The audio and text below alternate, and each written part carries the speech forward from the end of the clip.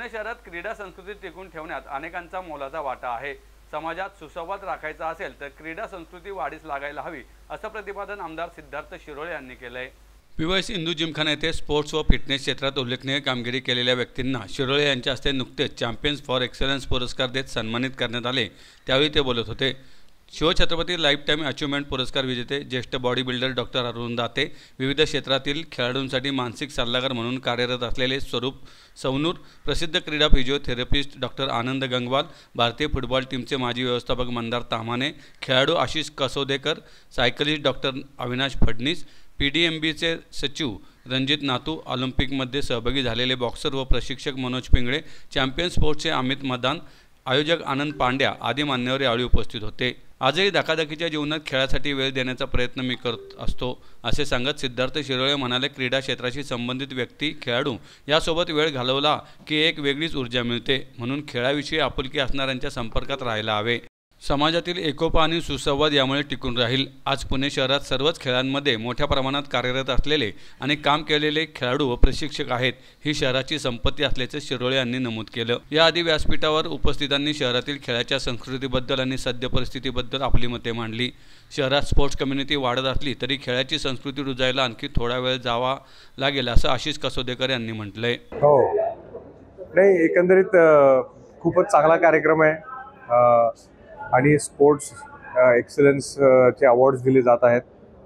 Champion स्पोर्ट्सने आयोजित केला आहे आणि मला खूप आनंद वाटतो की या कार्यक्रमामध्ये सहभाग घेण्याची मला संधी मिळाली, कारण एकंदरीत एक ऑप्टिमिस्टिक ऑप्टिमिझम म्हणा, इन्स्पिरेशन म्हणा, हे आपल्याला प्रामुख्याने स्पोर्ट्स अँड हेल्थ या सेक्टरमधून मिळतं। कारण सगळ्यात महत्त्वाचं आपलं आरोग्य असतं आणि आपलं आरोग्य जतन करण्यासाठी समजा एक जो सगळ्यात म्हणजे महत्त्वाचा जो एक माध्यम असतो तो आपण इन्स्पिरेशन असतो। इन्स्पिरेशन कोणाकडनं मिळते तर स्पोर्ट्समनकडनं मिळते आणि त्यामुळं जेवढं आपण स्पोर्ट्समन असतील त्यांना एनकरेज करू, त्यांना वेगवेगळ्या प्लॅटफॉर्म्सवरती त्यांचं ॲप्रिसिएशन करू, ह्याच्याने एकंदरीतच आपल्या समाजातलं आरोग्य हे इक्विलिब्रियममध्ये राहण्यासाठी एक महत्त्वाचा अंग म्हणून मी स्पोर्ट्समनकडे बघतो।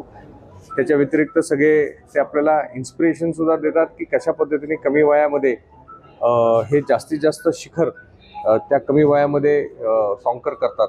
त्यामुळं वेगळा विचार करणारे हे सगळे स्पोर्ट्समन असतात आणि त्यामुळं असा एक सुंदर असा कार्यक्रम इथे आयोजित केला आहे आणि त्यामुळं त्यांचा कुठेतरी त्यांना जो सन्मान मिळतोय त्याच्यामध्ये मला पण एक हातभार लावण्याची संधी मिळाली, त्याबद्दल मला तो एक आनंद पण आहे। सध्या प्रचार चालू आहे आणि मुख्यमंत्र्यांची सभा झाली नाही, खूपच सुंदर सभा झाली, चांगलं वातावरण आहे। आता येणारे 10 दिवस राहिलेत, परवा मोदीजी पुण्यामध्ये आहेत, त्याच्यानंतर आदरणीय फडणवीस साहेब सुद्धा पुण्यामध्ये येणार आहेत। त्यामुळं खूप चांगलं वातावरण आहे, सगळीकडे उल्हासाचं उत्साहाचं वातावरण आहे आणि मला पूर्ण विश्वास आहे की खूप जास्त मताधिक्याने आपण शिवाजीनगर मतदारसंघावर लोकांचा कसा रिस्पॉन्स आहे? खूपच सुंदर, उत्स्फूर्त आहे।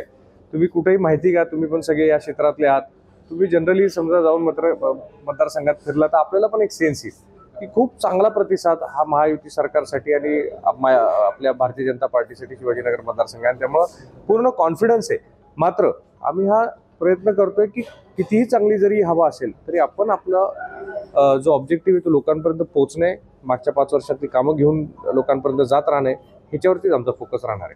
हे नक्कीच खेळाडूंचे प्रश्न हे फार गांभीर्याने मी पहिल्यापासून बघत आलोय। माझं स्वयंभू फाउंडेशन सुद्धा आहे, ज्याच्या अंतर्गत आपण खेळाडू आणि जे आर्टिस्ट आहेत त्यांच्यासाठी आपण मदत करतो आणि त्यामुळं येणाऱ्या काळामध्ये त्यांना कशा प्रकारे चांगले प्लॅटफॉर्म्स मिळावे, कशा प्रकारे योग्य वेळेत त्यांना मदत व्हावी, योग्य पद्धतीची ट्रेनिंग मिळावी, इन्फ्रास्ट्रक्चर मिळावं, यासाठी मी पहिल्यापासून मी सेन्सिटिव्ह आहेच, पण योग्य ठिकाणी योग्य प्लॅटफॉर्मवर त्यांना घेऊन जायचं काम नेहमी करेल। लेखक असल्यामुळे मला तो वैचारिक अँगल आहे, त्यामुळं मला नेहमी वाटतं की कला आणि क्रीडा हे 2 असे क्षेत्र आहेत की जे खूप वेगळे आहेत आणि खूप वेगळ्या पद्धतीने हृदयाला स्पर्श करतात आणि त्यामुळे जेवढं काही आपण या 2 क्षेत्रामध्ये करू शकू तेवढं आपल्या समाजामध्ये समरसता आणि ऊर्जा निर्मित करण्यामध्ये खूप मोठा त्याचा योगदान आहे। त्या पद्धतीने मी या दोन्ही क्षेत्राकडे अप्रोच करतो।